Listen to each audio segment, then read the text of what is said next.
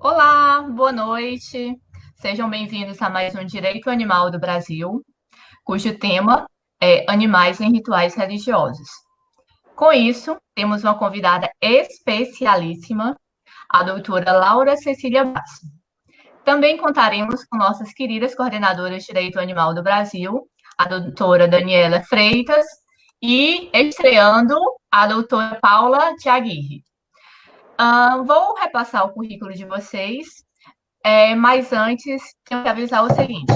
Pessoal, o nosso tema hoje é um tema bastante ahn, importante. Para tanto, não admitiremos nenhuma grosseria, ofensa ou desrespeito. Nossas coordenadoras de Direito Animal do Brasil estão nos bastidores e todo e qualquer comentário desrespeitoso será excluído. Agradeço a compreensão de todos. A doutora Laura Cecília Braz é doutoranda em Direito pela Universidade Federal da Bahia, mestra em Direito pela UNIT, cofundadora do MUDA, Mulheres Pesquisadoras em Direito Animal, pesquisadora do NIPEDA, acadêmica de Letras Vernáculas, conselheira fiscal suplente do IAA, Instituto Abolicionista Animal, técnica judiciária e conciliadora do TJ de Sergipe. Contamos também com a doutora Daniela Freitas, que é advogada, presidente da Comissão de Proteção Animal da OAB de Praia Grande e coordenadora de Direito Animal do Brasil. A doutora Paula é advogada, presidente da Comissão de Proteção e Direito Animal da OAB de Jundiaí, São Paulo, e coordenadora também de Direito Animal do Brasil. Meninas, boa noite. Boa noite. Vamos iniciar as considerações iniciais. Eu vou repassar a palavra para a nossa convidada especial, a doutora Laura. Em seguida, passarei para a doutora Dani e para a doutora Paula. Após isso, fiquem à vontade. O nosso tema é livre, todas estamos no sofá de casa e queremos passar esse conteúdo de um modo tranquilo e bastante informativo para vocês. Doutora Laura? Olá, boa noite. Muito obrigada, antes de mais nada, pelo convite, pelo honroso convite para estar nesta noite mais que especial, dividindo esse espaço com vocês, esse espaço de troca de conhecimento, em que a gente aprende muito. É sempre uma emoção muito grande participar de eventos como esses, né? E o tema de hoje, né, eu costumo dizer que o que ele tem de complexo, de delicado, é justamente aí onde reside a beleza.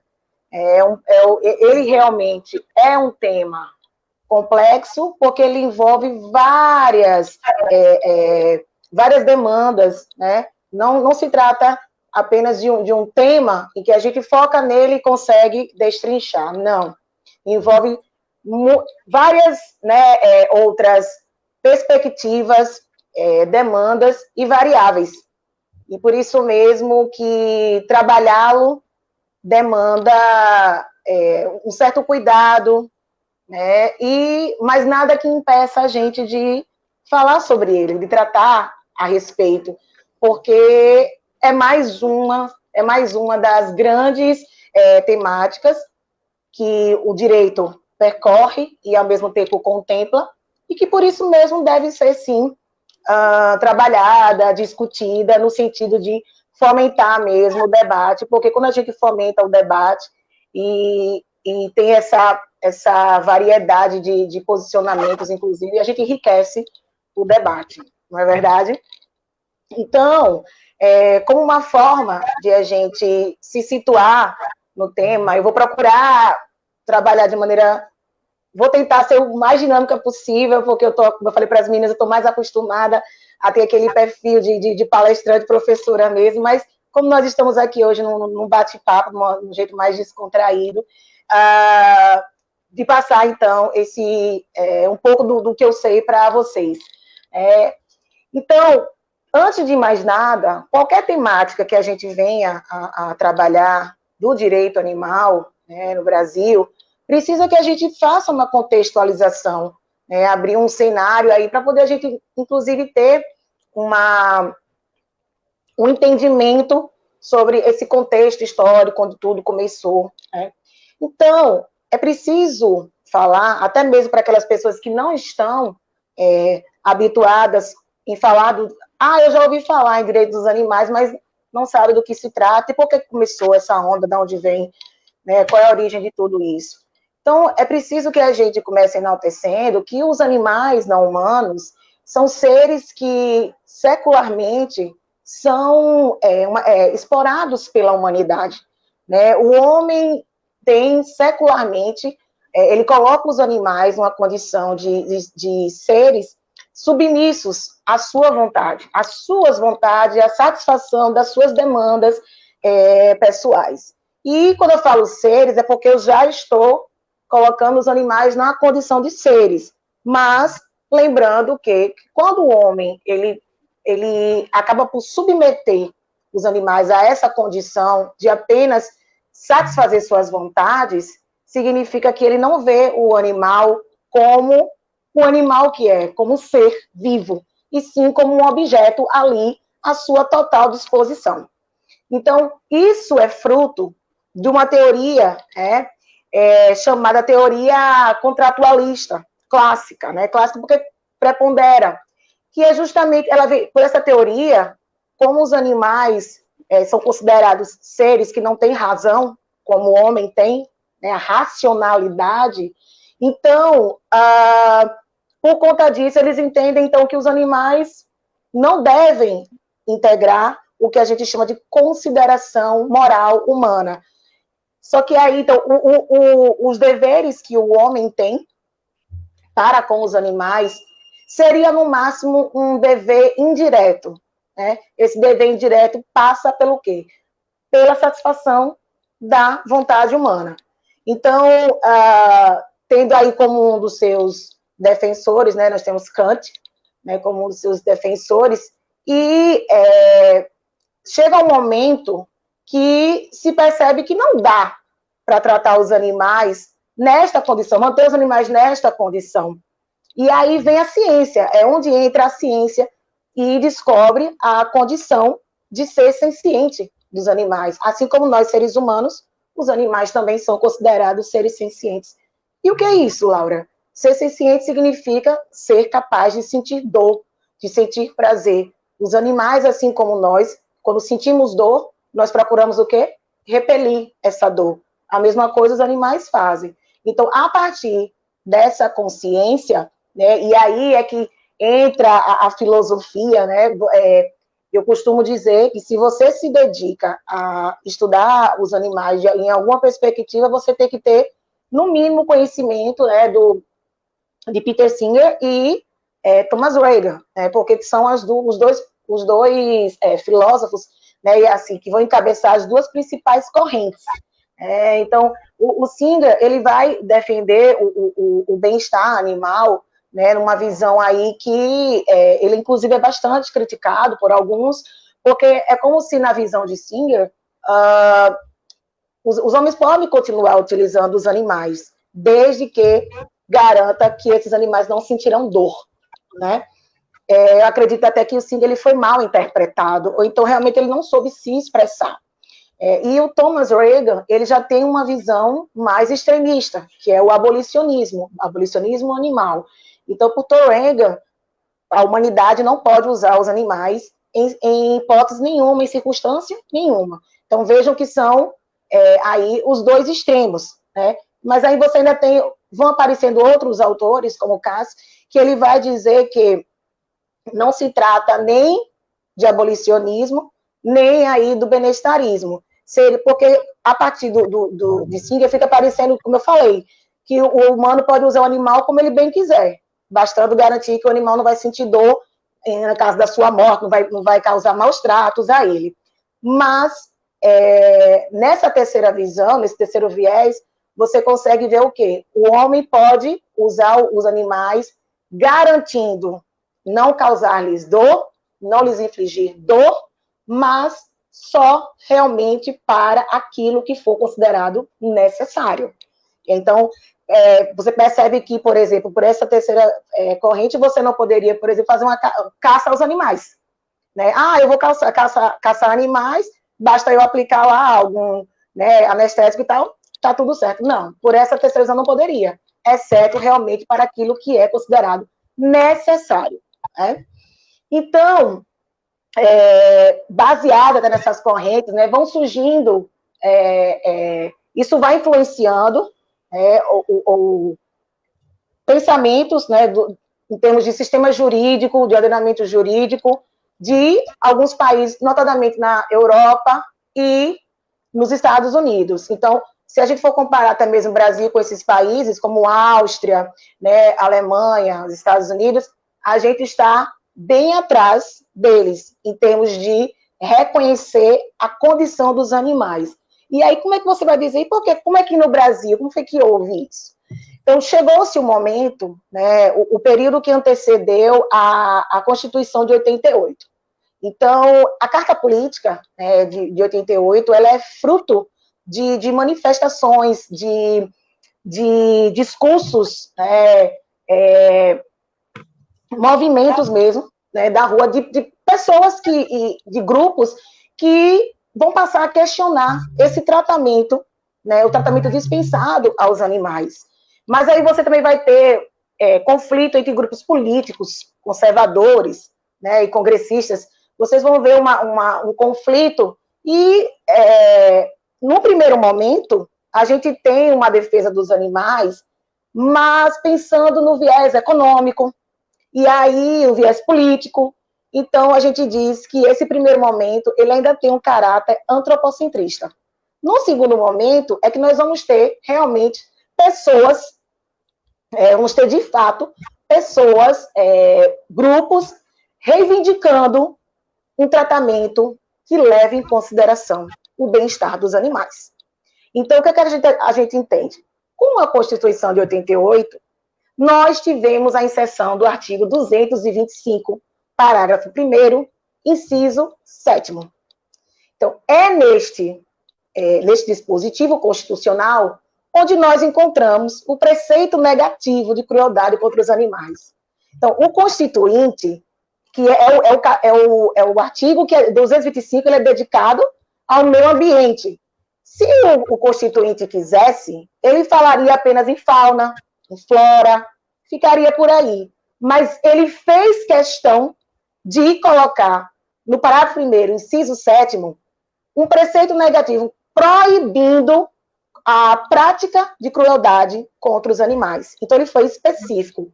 Com isso, nós temos o autor, né, o Tagore Trajano da Silva Almeida, que inclusive, de Almeida Silva, que inclusive é o meu orientador, né, e ele vai nos dizer o quê? Que com isso, a nossa Constituição, ela passou a se caracterizar como pós-humanista, a partir do momento em que ela mescla aí tanto humanos como não humanos, se dedica a uma proteção, né, da vida de humanos e de não humanos. E, ao mesmo tempo, o próprio Tagore vai nos dizer que houve, então, uma virada kantiana. Por quê? Porque Kant, né, um dos precursores da teoria contratualista clássica, Kant, além de defender essa condição dos animais enquanto seres que não deveriam integrar a consideração moral humana, ele vai dizer que o homem, ele deve tratar bem, sim, os animais. Mas, nessa perspectiva que Kant falava, era no sentido de quê? Porque ele acreditava que o homem que tratava bem o animal, ele acabaria tratando bem o seu semelhante. Então, veja que mesmo quando Kant defendia isso, né, o tratamento, o bom tratamento dispensado aos animais, ele fazia no viés antropocêntrico, sempre pensando no homem.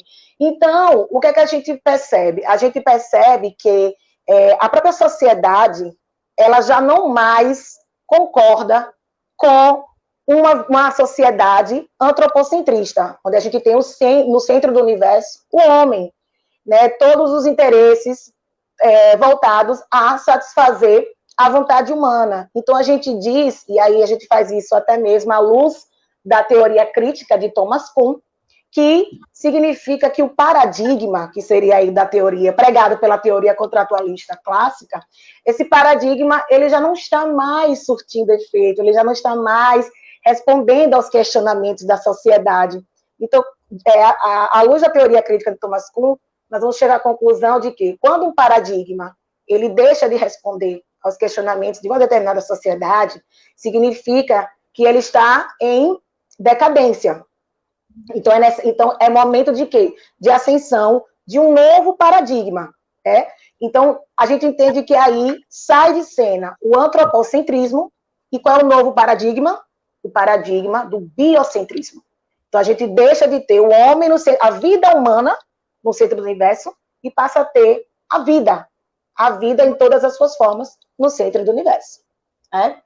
Então, como eu falei, aqui no Brasil, o nosso marco é a Constituição de 88, que já vai repercutir, né, na lei de crimes ambientais, que é de 98, ou seja, 98 ela é posterior, né, e vem trazendo aí para a gente o artigo 32, que prevê o crime de maus tratos, né, aos animais. Então, já é um fruto dessa mudança. Só que a gente vê também, por exemplo, o nosso Código Civil, que é de 2002. E, no entanto, ele nos parece não respeitar, né? Vamos dizer assim, ele nos parece não respeitar a Constituição, sendo de 2002, né, quando ele prevê os animais na condição de bens semoventes. Então, é o mesmo que a gente tratar os animais como cadeira, né, como uma carroça, qualquer outro objeto. Então, a gente percebe que não dá mais. E é justamente por conta desse não dar mais que aí o legislativo começa a se mexer e a gente começa a ver aí as propostas, né, de projetos de lei, né, para poder alterar aí o nosso Código Civil. Então, nós tivemos já muitas vitórias no campo do direito dos animais, porque a partir daí a gente percebe que os animais, mesmo que ainda no nosso país eles não sejam reconhecidos como sujeitos de direitos, quando a Constituição previu esse preceito negativo, o que é que ela quis dizer? O que é que ela fez? Ela acabou por reconhecer a dignidade animal. Então, hoje nós temos dignidade da pessoa humana, e a Constituição, quando ela quer se referir, e até mesmo o Código Civil, quando ele quer se referir à dignidade humana, ele fala, né? Até o Daniel Braga Lourenço traz um exemplo, eu não lembro agora o artigo exato, mas é só a gente pesquisar que tem, quando o Código Civil, a Constituição se remete à expressão dignidade humana. Então, nós, a partir de uma interpretação, né, dinâmica, nós, então, aliados à filosofia, aliados à ética, nós entendemos que a Constituição, aí no artigo 225, parágrafo 1º, inciso 7º, ela acabou por reconhecer a dignidade animal. Então, isso desembocou em várias outras coisas. Nós passamos a ter algumas causas envolvendo animais, chegando às cortes superiores. Então, vocês já devem saber, por exemplo, o caso da farra do boi. Foi uma vitória para o movimento animalista brasileiro. A farra do boi é considerada inconstitucional no nosso país, né? A rinha de galo, por sua vez, é a mesma coisa. É outra prática proibida no nosso país, é considerada inconstitucional.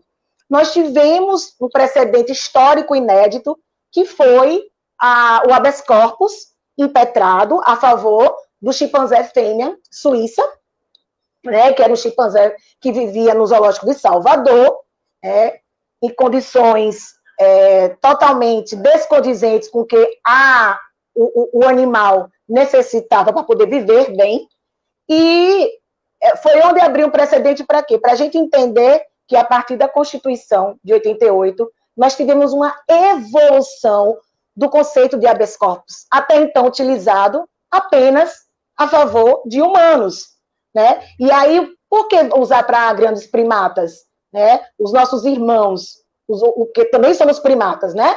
São cinco os primatas, né? Nós temos os bonobos, nós temos os orangotangos, os chimpanzés, os gorilas e os humanos.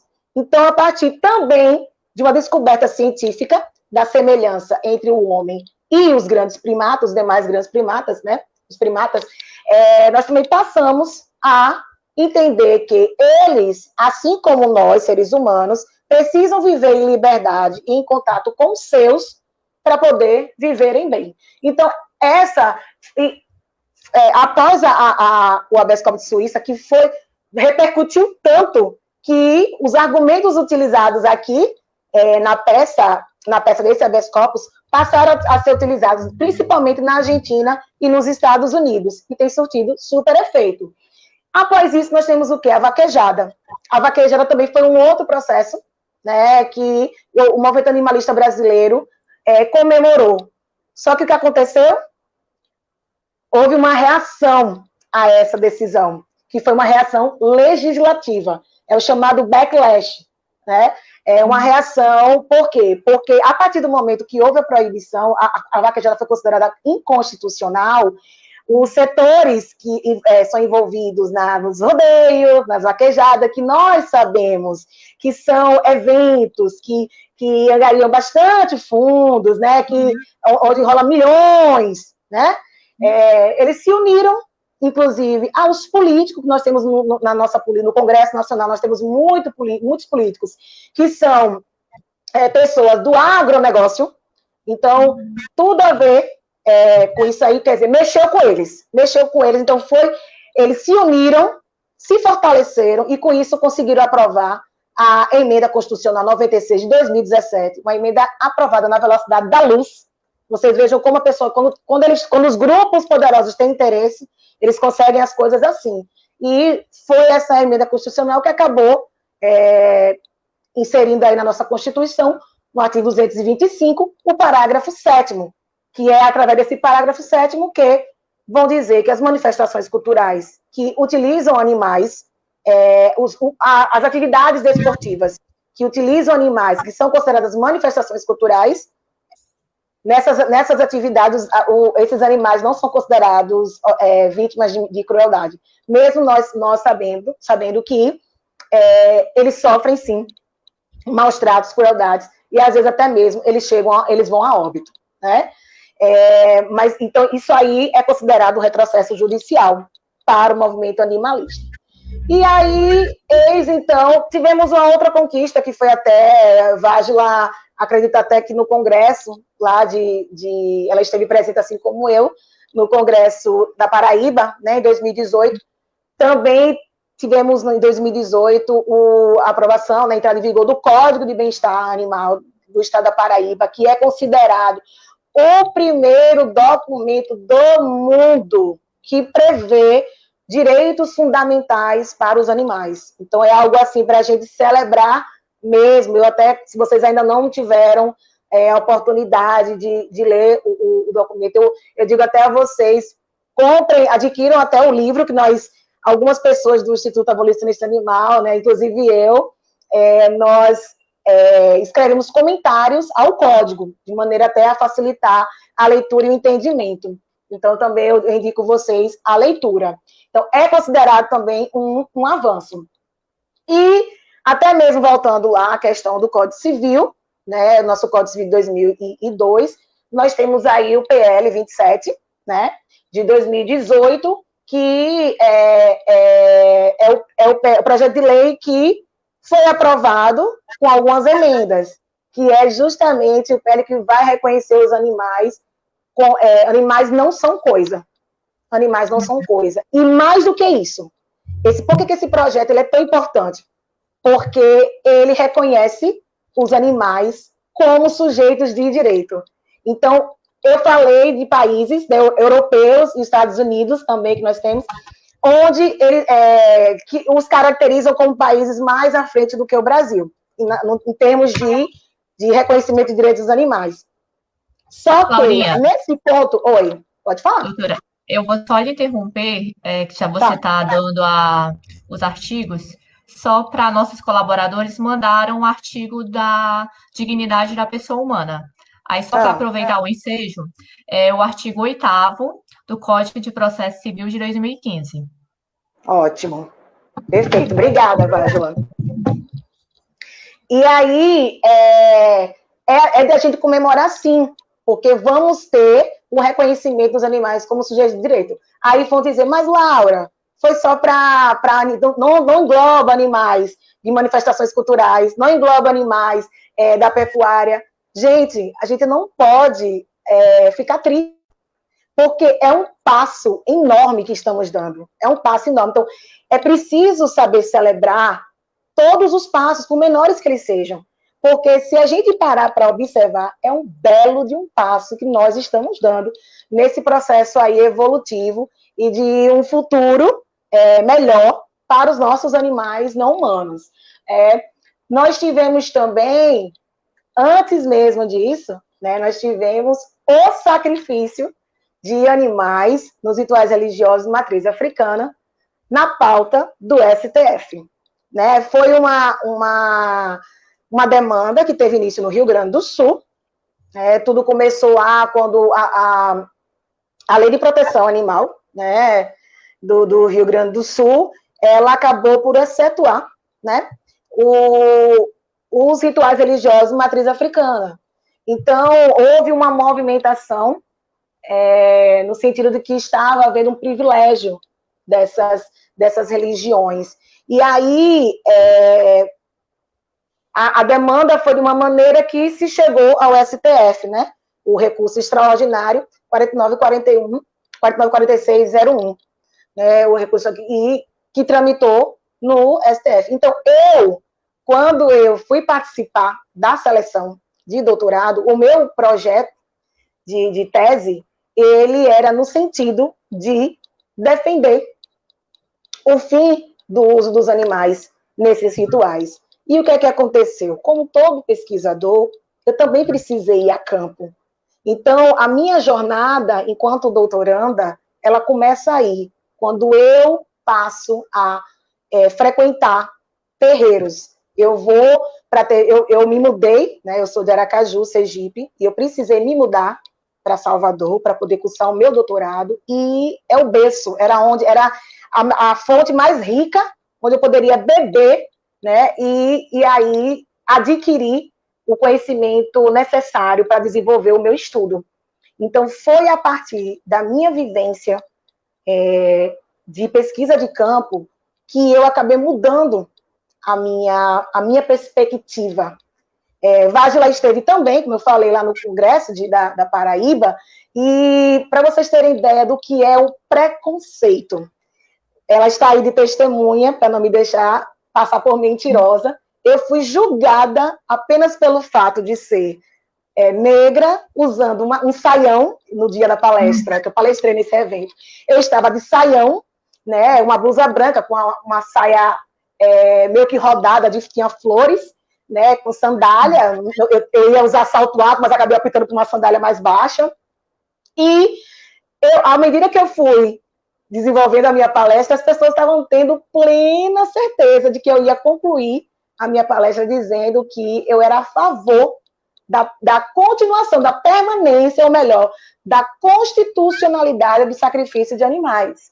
Então, eu gosto de falar sobre isso porque essa temática está totalmente interligada à questão do racismo. Então, elas acabaram se admirando comigo quando eu fui concluir. Né? E nessa mesma palestra, eu deixei claro para eles o quê? Da mesma forma que temos integrantes do movimento animalista brasileiro lutando para que os animais alcancem uma condição melhor de realmente de um olhar para eles como seres que eles são, existem outros tantos grupos também buscando respeito, buscando espaço, buscando adquirir direitos e proteção jurídica. Então, o que acontece? O sacrifício, nessa época da palestra, nós só tínhamos 2 votos. Nós tínhamos o voto do relator, né, no recurso extraordinário, que era Marco Aurélio, e Marco Aurélio ele votou no sentido de que o sacrifício era constitucional, mas desde que a carne que a carne do animal sacrificado seja consumida. Aí veio o voto de Fachin. E Fachin, que era, na época da minha palestra, em 2018, nós só tínhamos esses 2 votos. Fachin já foi no sentido de que era constitucional e ele entendeu que não era necessário haver o consumo da carne. Então, a partir dali, eu entendi que o que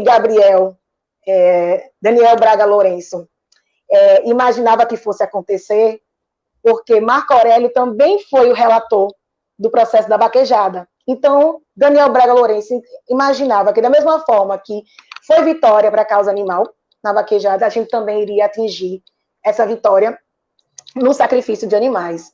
Só que acontece, minha gente, se vocês tiverem o interesse de assistir, porque tem no YouTube o julgamento disponível, o subprocurador-geral da República, ele já começa o seu discurso falando que os brasileiros são frutos de um estupro de raças. Então, por aí, vocês já sentem o que é essa temática. Quando eu falei a vocês que eu mudei a perspectiva durante os meus estudos, foi porque eu vi que não dá para a gente, nesse momento que vivenciamos, o atual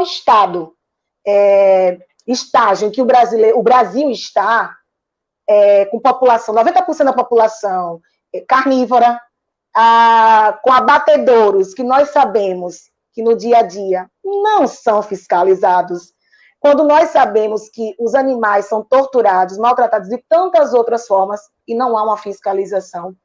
E um ponto extremamente importante, outras religiões que também fazem uso do sacrifício de animais, mas nem por isso elas são objeto de alguma demanda judicial que objetive, que preveja, que almeje o fim do uso dos animais nessas religiões. Eu estou falando da religião judaica e da religião islâmica. Então, quando você passa a mergulhar no universo do outro, porque você só pode falar do outro se você se permitir a mergulhar no universo do outro. Então, vivenciando essa minha pesquisa, eu vi o quanto que os candomblecistas, eles respiram aquela religião. É muito bonito de se ver o respeito que eles têm, inclusive o candomblé é considerado uma religião, se não for é uma das religiões que mais respeitam a natureza. O animal sacrificado, ele não é simplesmente, vamos matar aqui, degola, estrangula. Não, tem todo um respeito até se chegar como eles chamam, de sacralização. Então, é preciso entender até mesmo o sentido do sacrifício de animais para essas religiões. E que são religiões de quê, gente? São religiões de negro.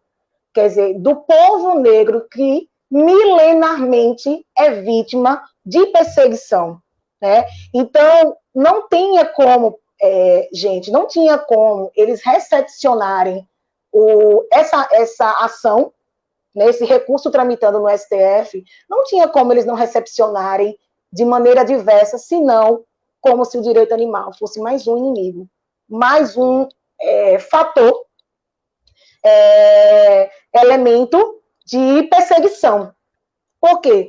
Poxa, nós temos poucos direitos reconhecidos, poucos que nós temos foram através de muita luta, de muito derramamento de sangue e extermínio do povo negro. E agora vocês vêm para cá dizer que degolar a galinha, matar as poucas galinhas que matamos ao longo do ano, vocês vêm para cá dizer que nós estamos cometendo um crime. Então, percebam. Então, veja que o meu recado, o meu chamamento, não é para os candomblecistas, é justamente para dentro, é para o movimento animalista brasileiro.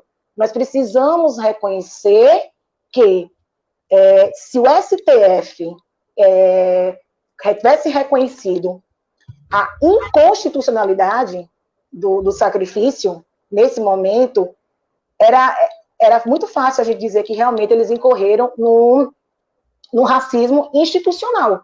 Porque, inclusive, a jugulação, a prática de jugulação, ela é permitida né, ela é autorizada por decreto federal, né, a jugulação que é aplicada pelas demais religiões, como eu falei, judaica, né, e islâmica. Então, como é que a gente iria convencê-los? Olha, vocês das religiões de matriz africana, vocês não podem praticar o sacrifício de animais, mas os judeus e os islâmicos podem. Então, vocês conseguem perceber, quem tiver interesse posteriormente de ler a minha tese ou de participar até mesmo da minha defesa, vai ver que eu, na verdade, eu me propus a analisar o julgamento. Então, eu não quero adiantar a quais conclusões eu cheguei, né, com a análise do julgamento, mas eu posso dizer a vocês o seguinte: quando eles viram o embate direito animal, e vamos ressaltar que, assim como os negros, os animais também compõem um grupo de explorados, né? É um grupo secularmente explorado pela humanidade. E se a gente for olhar até mesmo Carlos Naconeci, ele vai nos dizer o quê? Que a condição do animal ainda é pior do que se você for olhar para as minorias que são perseguidas. Por quê? Porque eles não falam por eles mesmos. Eles precisam de humanos para falarem por eles. Então, nós precisamos, diante dessa... Foi considerado um retrocesso judicial, seria o resultado dessa pauta, né? Sacrifício de animais no STF. A gente deve considerar um retrocesso judicial, tendo em vista que a gente vinha caminhando numa linha que demonstrava conquistas do direito animal brasileiro no STF, ou a partir do momento que nós tivemos aí em pauta, né, uma questão de direito de minorias, né, defesa de direito de minorias, e a gente está falando do povo negro, né? Então, a gente precisa entender assim, o STF, ele realmente enfrentou a causa, ou pelo fato de ter sido, por envolver o povo negro, eles simplesmente disseram, não, ninguém mexe aqui, porque, quer queira, quer não, o nosso país é um país racista, e é um racismo, nós temos racismo institucional, e nós temos racismo estrutural. E o que é que o Estado brasileiro tem feito para dirimir? Então, é nesse sentido que quando a gente fala em animais, em rituais religiosos, a gente precisa ter em vista que não são apenas as religiões de matriz africana que fazem uso do sacrifício de animais, nas outras religiões. E por que essas outras também não estão sendo questionadas? Né? Então, basicamente, o que eu tinha para falar para vocês, assim, de maneira inicial, é isso aí. Então, eu passo a palavra agora para a Vádila.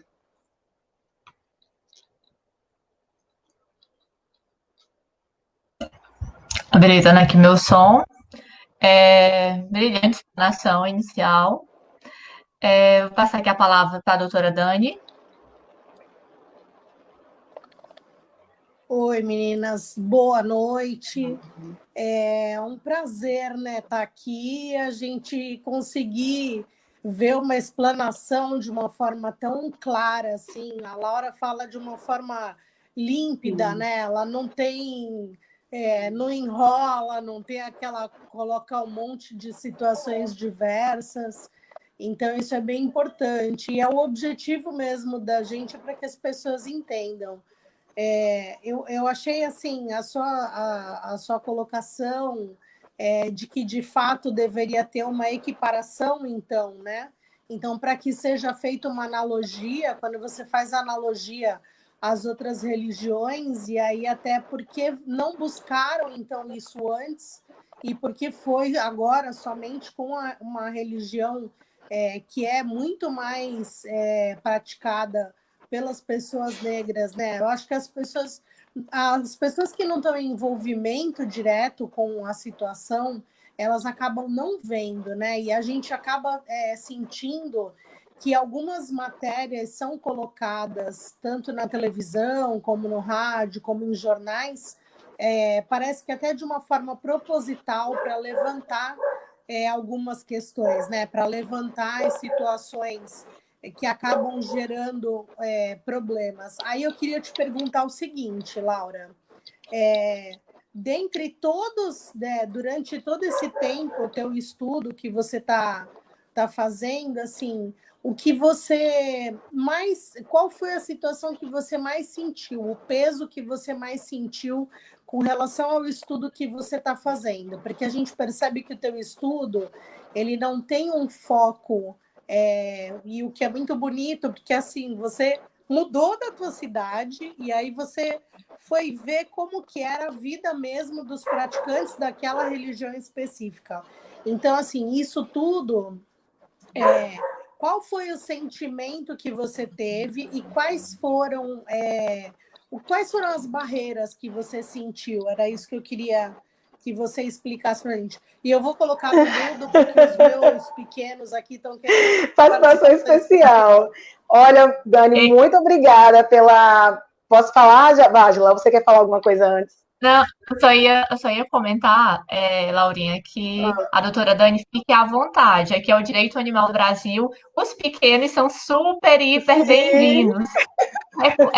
Até pedi antes da live para ela trazer um do meu coração, mas ela não quis.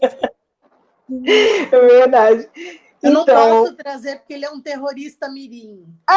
Se eu colocar ele aqui no meu colo, não sobra nada aqui da minha mesa. O Euclides é um terrorista. oh, gente do céu. Olha só, Dani, eu preciso registrar que a sua pergunta é muito importante e de um valor, assim, imensurável, porque realmente é a oportunidade que eu tenho de falar de um pouco dessa minha experiência. Dani, da mesma forma que a gente vê aí fora, como as pessoas demonizam as religiões de matriz africana, e nós sabemos por que elas demonizam, porque é religião de preto, tá? E a gente tem que ser bem clara nesse sentido. É religião de preto, então por isso essa conotação, né, de religiões do demônio, praticantes de bruxaria, de feitiçaria, e por aí vai. E isso é algo desde que o negro africano foi trazido para o Brasil, no Brasil colonial, né? Então, o que acontece? Para ir ao primeiro terreiro, foi o meu orientador, na verdade, que me apresentou. Nós temos um funcionário lá da UFBA, a Faculdade de Direito da UFBA, que ele é do candomblé, então meu orientador me apresentou a ele. Olha o Ganchico, pega a Laura aí pela mão, leva a Laura lá para o terreiro, para poder ela conhecer de perto e tal. Então eu me senti super à vontade por causa dele. Quando eu fui ao terreiro, gente, era dia de festa. Era dia de festa. E a minha mãe, ela estava em Salvador comigo. Então, minha mãe, até mesmo por não também conhecer, minha mãe ficou preocupada, porque a preocupação dela, na verdade, era que aquelas pessoas soubessem que eu estava fazendo uma pesquisa para defender o fim do uso de animais nesses sacrifícios, porque ali eu ainda estava nessa perspectiva. Na minha primeira visita, eu ainda estava nessa perspectiva de defender. Então, eu fui, gente, vestida em um macacão branco, me disseram que era para usar peça branca, então eu fui com um macacão branco, mas um macacão que quando eu cheguei lá, primeiro que eu vi as pessoas lavando os pés, para adentrar, lavando os pés, quer dizer, é uma questão assim, o que eles entendem, né? Se você está trazendo alguma impureza com você, ela vai ficar da porta para fora, ela não vai adentrar. Então já teve isso. Minha mãe, ela pôde entrar, minha mãe estava de vestido, né? Longo, de manhã entrou, e eu não pude entrar. Então foi preciso que o Ogan, ele fez, fique calma, eu vou arranjar. Então ele foi lá dentro, e até deve ter um nome, né, essa saia, mas ele me trouxe uma saia, e eu precisei colocar essa saia. Minha mãe riu tanto de mim, tanto, até ela dá risada, né? E ela não entrou mesmo na casa, no templo, ela não entrou, ela ficou lá de fora. E assim, muita natureza, muita vegetação, animais soltos, sabe? Você via galinha, sabe? Marré, tudo andando solto lá, né? Pelo terreiro, e acontecendo uns rituais lá dentro. Eu tentei ir mais para perto, mas era tanta gente, e ao mesmo tempo eu ficava pensando, meu Deus, será que eu tenho direito? Eu tenho direito de ir lá para frente? Eu não sabia. Então, por uma questão de respeito, eu fiquei um pouco mais para trás, né? E eu pude escutar o som de alguns animais, mas se você disser, Laura, eles foram sacrificados nesse ritual, eu não tenho como lhe dizer, porque eu não vi, eu não tive como ver, eu só escutei. Então, isso mexeu comigo, mas eu comecei a olhar as outras tantas coisas que estavam envolvidas ali. Gente, eles são de um respeito em relação à hierarquia, que eu tenho certeza que isso se repercute na vida pessoal, na vida do dia a dia deles mesmo. É um respeito, sabe? Bença pai, bença mãe. E coisas que a gente até não vê nem em outras religiões, nem mesmo no nosso dia a dia, no nosso trato com as outras pessoas. Né? E fora isso, você percebe é como se a maior parte daquelas pessoas, aqueles adeptos, eles tivessem na religião do candomblé, eles tivessem o seu próprio sentido de vida. É como se a religião fosse funcionasse como um propulsor, sabe, o seu sentido mesmo de viver. Eu vivo para a minha religião, eu sou feliz com a minha religião. E outra coisa que me chamou a atenção é que lá não só tinham filhos pretos, não, pelo contrário, muitos filhos brancos, inclusive, como eu falei para vocês, era festa. E aí o Ogã me explicou que tem gente que vem até de outros países para essa festa. Todo ano eles vão para Salvador para essa festa. Entendeu? Então, eu comecei a ver, peraí, eu estava só focada. Não, degolar animal é crueldade, porque morte instantânea, gente, não quer dizer morte indolor. Morte instantânea tem dor. Entendeu? Então, se a gente vai para a questão se a gente foca só na questão da morte, como ela se dá, a gente vai dizer, não, isso aqui é crueldade, não pode acontecer. Só que, primeiro, existe até a questão do caráter sagrado do sacrifício. Não é todo mundo que pode assistir. Né? Só mesmo os iniciados, os que estão envolvidos naquela cerimônia. Então, ela não é aberta, é um procedimento sagrado e secreto. E aí você para pensar, se fosse para ver fiscalização, como é que ia ser? Se é um ritual sagrado, secreto, como é que a fiscalização iria poder averiguar se de fato há ou não há crueldade contra esses animais?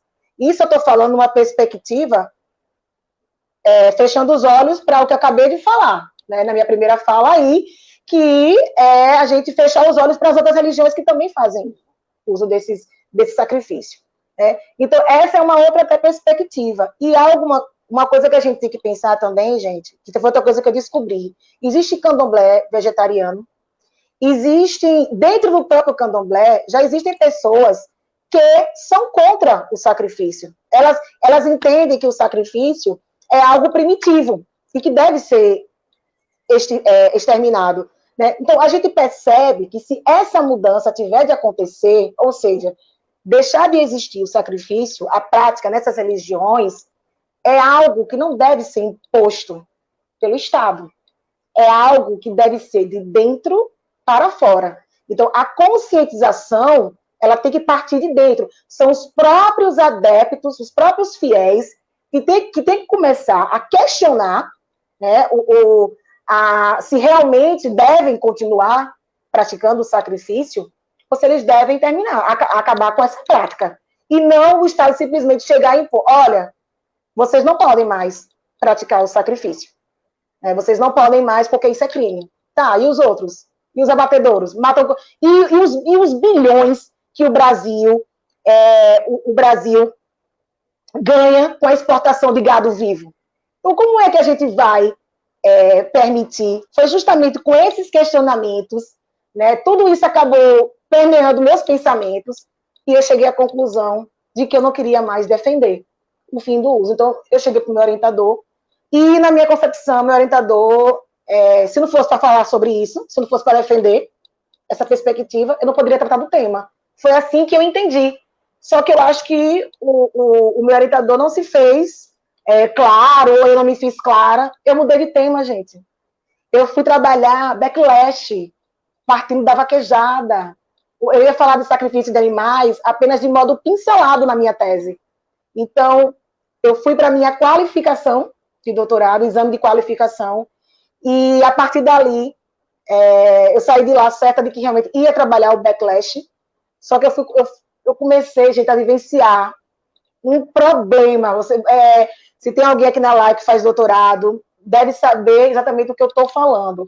Comecei a vivenciar um dilema muito grande, porque backlash era um tema que eu ia pincelar, e de repente ele virou o foco da minha tese. Então, mudou o tema.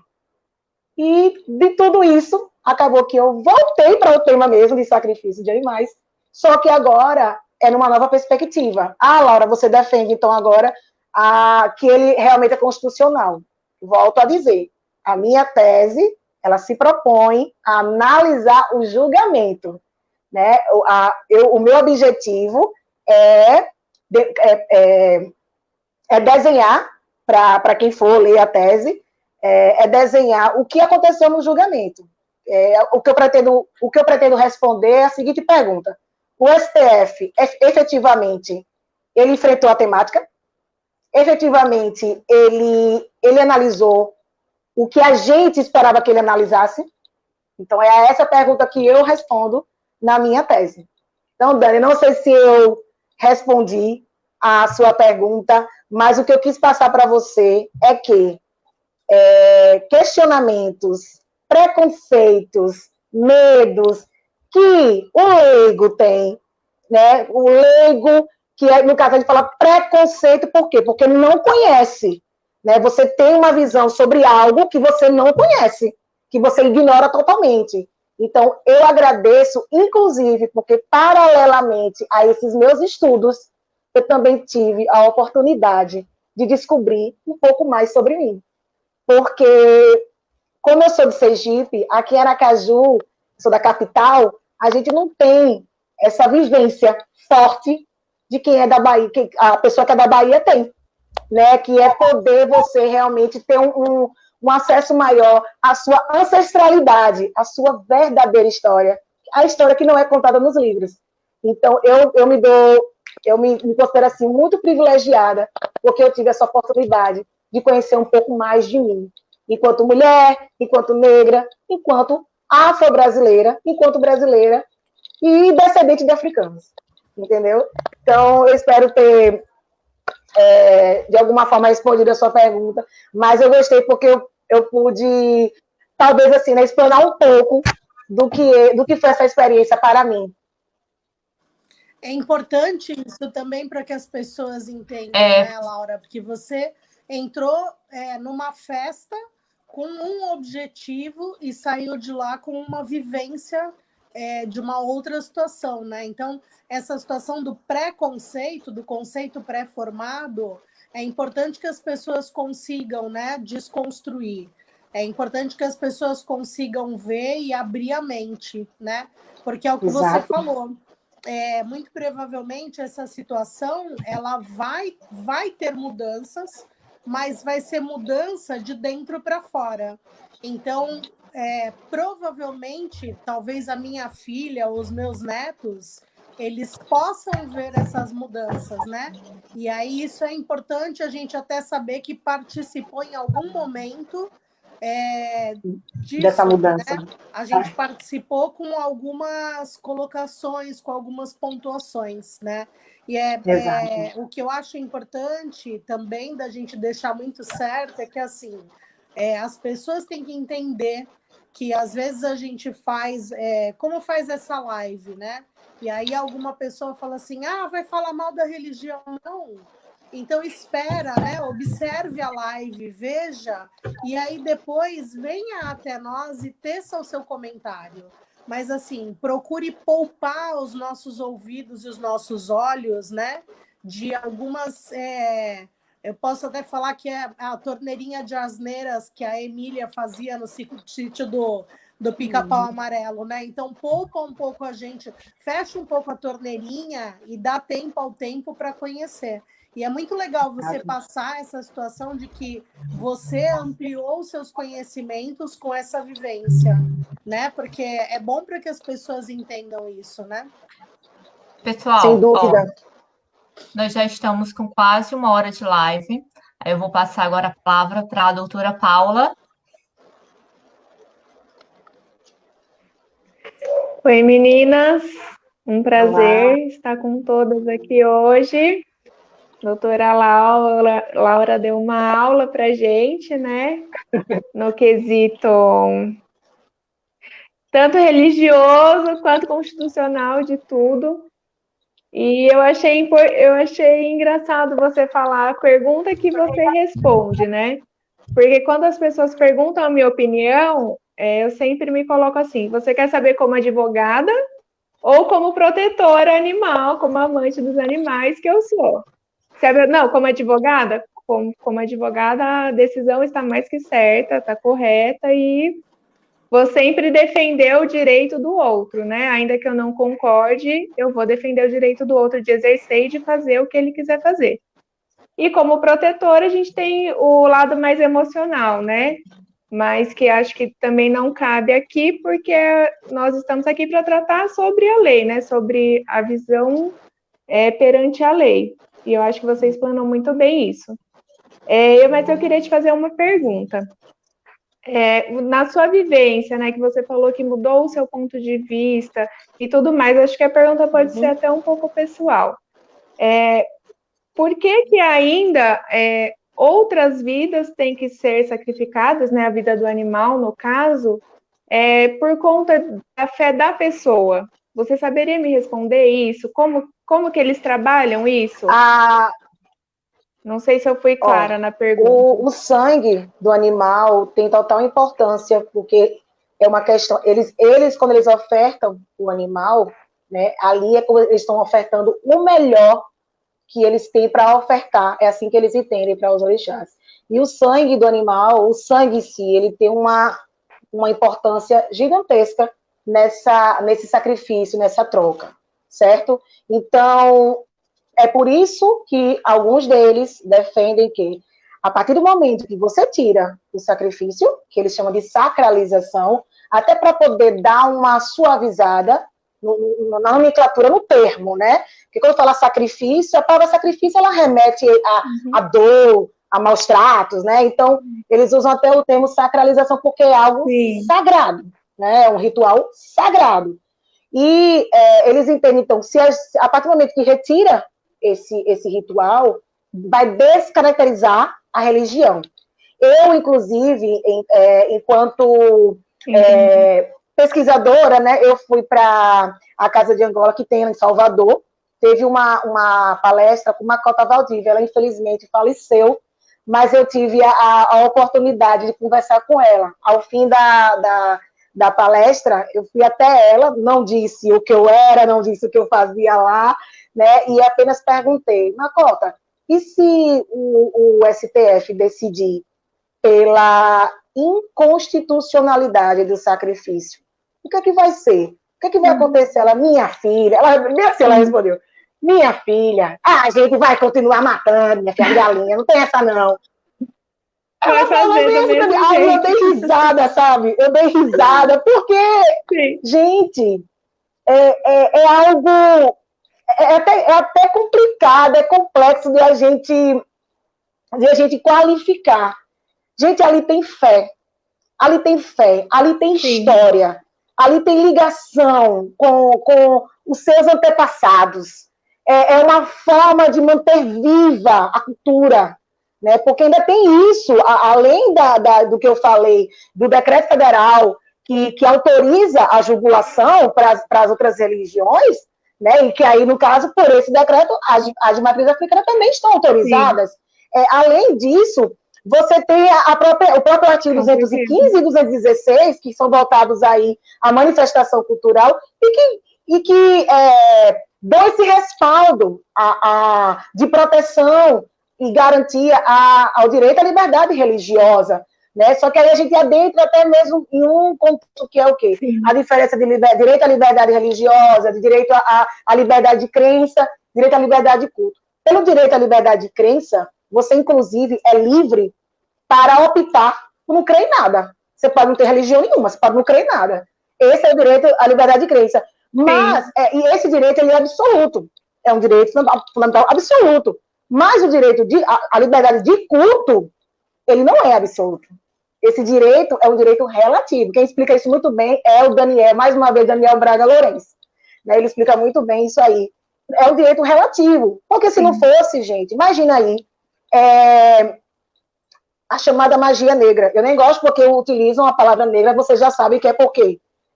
Então, pejorativo. Mas a tal magia negra, se fosse assim, então ela seria considerada uma religião e matar pessoas, inclusive, em magia negra, estaria autorizado. Então, vocês conseguem compreender que o culto, ele não é.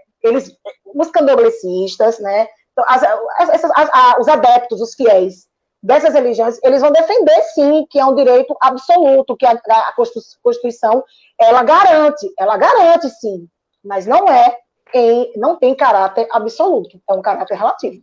E é justamente quando entra em confronto com outros direitos fundamentais é que a gente deve ponderar. E aí, no caso, o STF precisou se posicionar, né? Precisou se posicionar. Agora, se você precisa questionar. Sim. Como eu falei, eles de fato enfrentaram a temática, ou porque envolvia uma minoria, um grupo minoritário, vítima de racismo, de perseguição.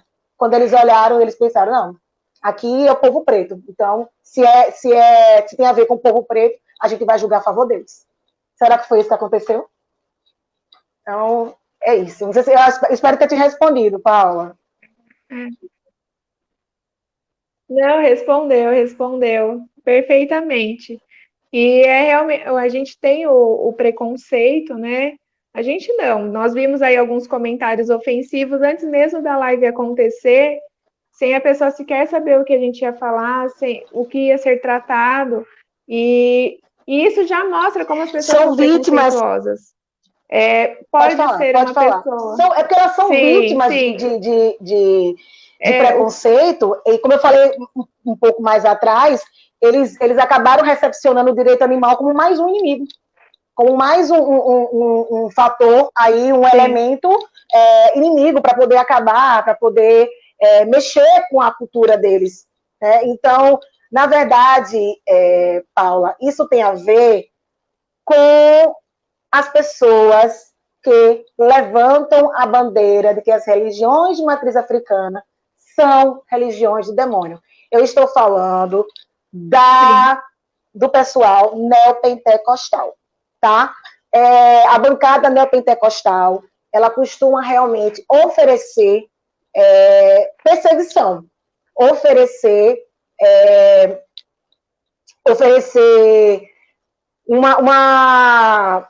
no caso, associar às religiões de matriz africana esse teor de preconceito mesmo, entendeu? Então, a questão do Rio Grande do Sul começou assim. Então, é por isso que eles acabaram recepcionando o direito animal como de perseguição. Agora, isso não tira o que aconteceu, que nós sabemos aqui, nós quatro sabemos, né, o que aconteceu lá no meu Instagram, né, de pessoas, teve uma pessoa que começou um discurso, né, já partindo do pressuposto, pela temática da live, e pelo fato de não ver que nenhuma das quatro estava lá eu nunca vi colocar no currículo lá qual é a nossa religião, ou se a gente tem religião, né, e a pessoa parte do pressuposto que a gente vai detonar, né, e vai defender até o último fio do nosso cabo de cabelo, a gente defender que é para acabar com o sacrifício de animais. E aí, quem se deu a oportunidade de participar da nossa live, de estar aqui conosco hoje, está vendo que a live não tinha nada a ver, né? Não tinha nada do que eles imaginavam que iria acontecer. Muito pelo contrário, né? E só de falar animais em rituais religiosos, a pessoa só imagina as religiões de matriz africana, né? Sim. Elas esquecem de todas as outras. Então, exato. Já vem um preconceito que a pessoa não está englobando tudo, né? Ela está se esquecendo que tem, acho que tem um comentário até na nossa live do cristianismo, a Vágila colocou ele aqui agora para gente. O consumo de carne em datas comemorativas do cristianismo também é uma forma de sacrifício, ainda que indireto. Sim. E realmente também é um ritual, né? E as pessoas acabam se esquecendo. Como eu falo, a gente precisa entender que nem todo negro é candomblessista. nem todo ativista da causa, nem todo pesquisador do direito animal é ativista da causa animal. Nem todo ativista da causa animal é pesquisador. Então, nem todo animalista é abolicionista. Então, a gente tem que parar de estar categorizando as pessoas. É como se a gente fosse Sim. produtos, mercadorias, e as pessoas têm o costume de colocar cada um em um nicho, em uma prateleira. A gente tem que parar com isso. Isso realmente passa pelo preconceito. Isso é preconceito. Sim. Entendeu? Então, dá a oportunidade do outro falar. E a gente tem que aprender a abrir a nossa mente, os horizontes, de maneira que a gente possa contemplar as demais, as diferentes posições, as diferentes posturas, porque somos seres pensantes e nós temos visões diferentes de mundo, até porque tudo passa pela nossa própria experiência de vida. Eu posso viver 50 anos ao seu lado, você não vai ter nunca a minha experiência de vida, você nunca vai olhar o mundo como eu olho. Entendeu? Então, é preciso que a gente tenha... O que eu deixo aqui realmente de mensagem é que as pessoas se desarmem. Se desarmem, eu estou falando isso enquanto ser humano, eu estou falando enquanto pesquisadora, enquanto mulher, entende? A gente precisa se desarmar, porque quando a gente se desarma, a gente possibilita que o desconhecido deixe de ser desconhecido e passe, sim, a ser conhecido. E, a partir daí, a gente poder se posicionar, né, poder se manifestar e opinar de alguma forma sobre aquele assunto. Com certeza. Vágila, pode ir. Acho que já estamos com o tempo meio estourado. Infelizmente, né? Isso. A temática faz isso.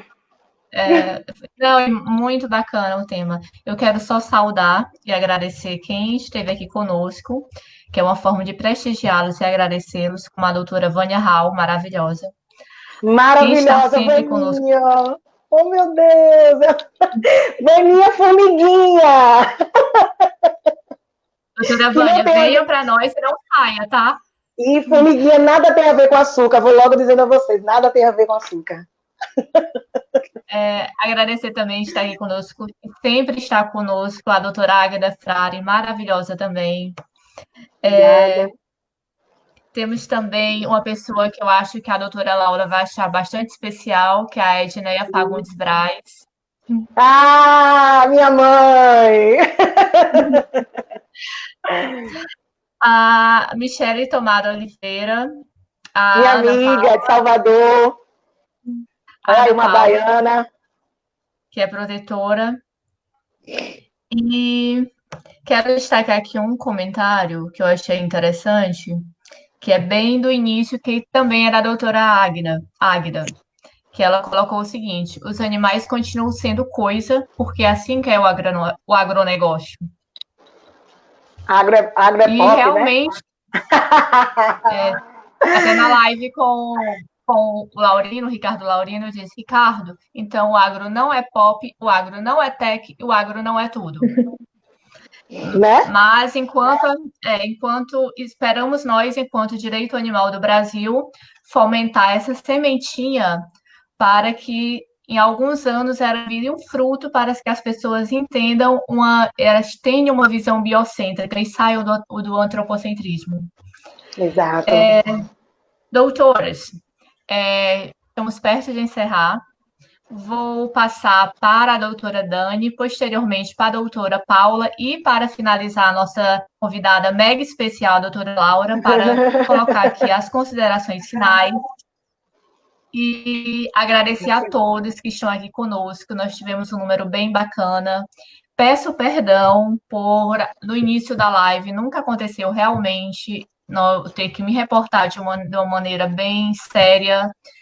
Nossas coordenadoras terem que ficar filtrando na técnica os comentários ofensivos. Enfim, sabemos que é fruto do tema e de um preconceito antecipado que esperamos que não mais aconteça. Peço perdão, mas foi necessário para que esse programa fluísse de um modo tranquilo e colocando a informação realmente adequada e sem transtornos. Enfim, doutora Dani? Bom, meninas, boa noite. Eu agradeço muito a doutora Laura, que dispensou o tempo dela para estar aqui conosco, né? Vou salvar seu número já também, porque quando tiver um monte de pergunta, vou mandar. Quero saber o resultado também quero saber o finalmente, né, da sua tese, porque você lançou a pergunta, mas depois a gente vai querer saber a resposta também. Claro. Então, agradeço muito, agradeço a Paula, agradeço a Vágila, agradeço as meninas também que estão conosco, né? A Núbia, que elas estão na equipe agora na coordenação, tem a Amanda também, a Ju, né? Então, todo mundo todas que estão sempre ajudando, e aí espero que a gente continue o nosso projeto e que as pessoas entendam que em momento algum a gente vai ter formação de situações com preconceitos formalizados, porque a nossa intenção, de fato, não é essa, né? Que as pessoas possam abrir a mente mesmo, né? Que elas comecem a virar seres pensantes de fato, né? Porque hoje em dia a gente vê a zumbilândia acontecendo. Então, isso é muito triste.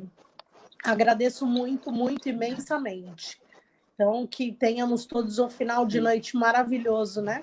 E aproveitemos, até para que a gente fique com a nossa família também um pouco, e para refletir um pouco, para começar a passar essa mensagem para todos. Então, só tenho a agradecer a vocês todas. Doutora Paula?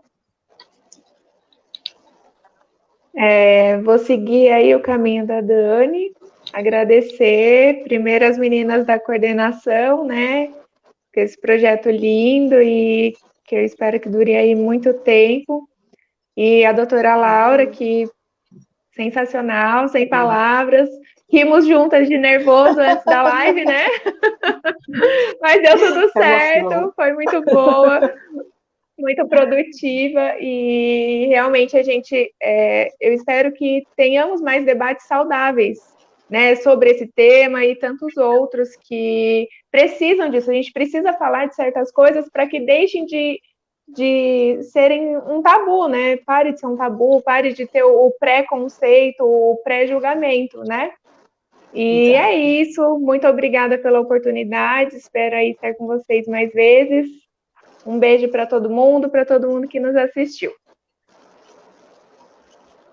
Por fim, e não menos importante, muito pelo contrário, a nossa pedra preciosa da noite, a mais importante, a doutora Laura.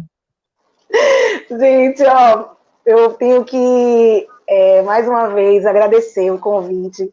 Esse convite ele já chegou de modo muito especial, porque eu não conhecia a Núbia, e aí ela veio falar comigo no Messenger, né, aqui do Facebook, e eu fiz, mas onde ela me conhece, né? Ela perguntou se eu poderia tratar este tema, e porque este tema não tinha outra pessoa senão eu para falar a respeito. Aí eu fiquei, mas de onde? Será que ela leu meu artigo? Será que ela está sabendo que é que eu estou trabalhando no doutorado e tal? Não, ela disse que assistiu a aula especial que eu dei lá na Universidade Federal de Santa Maria, e ela assistiu também a minha palestra, a palestra que eu ministrei o ano passado no congresso daqui, que foi na Federal de Sergipe, e está disponível no meu canal do YouTube. E aí ela falou que me conheceu, assim, inclusive foi a partir da minha palestra que ela conseguiu se posicionar em relação a essa temática que nós tratamos hoje aqui. Então, assim, encheu meu coração de gratidão. Eu fiquei muito feliz, eu compartilhei até com minha mãe, com minhas irmãs, que eu fiquei muito feliz com isso. Porque isso é uma forma que a gente tem de retorno, de resposta sobre o nosso trabalho.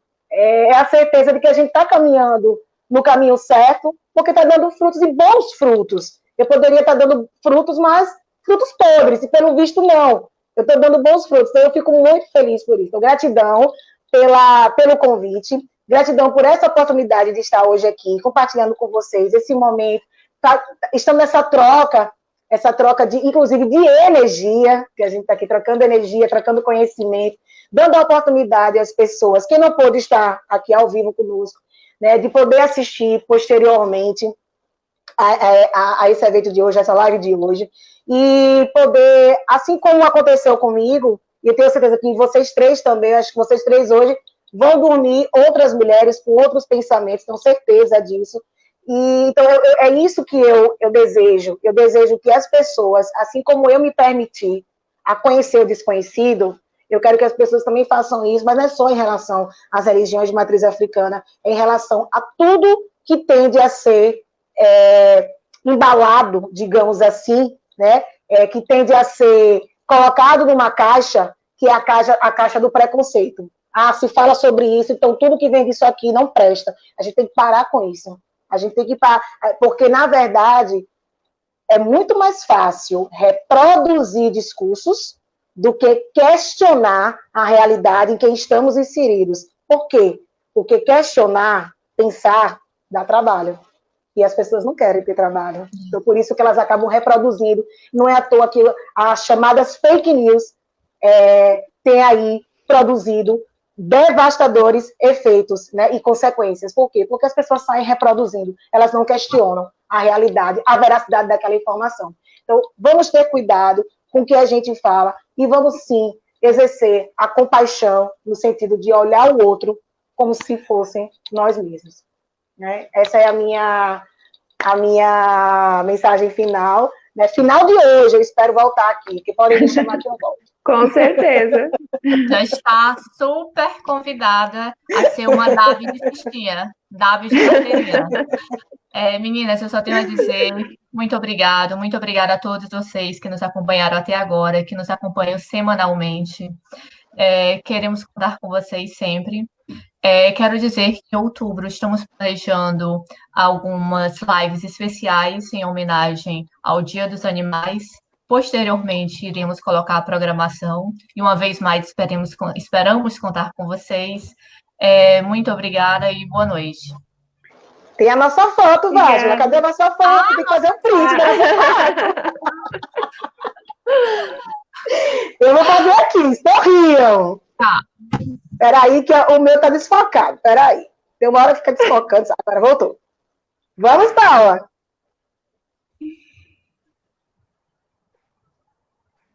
Pera. Mais uma.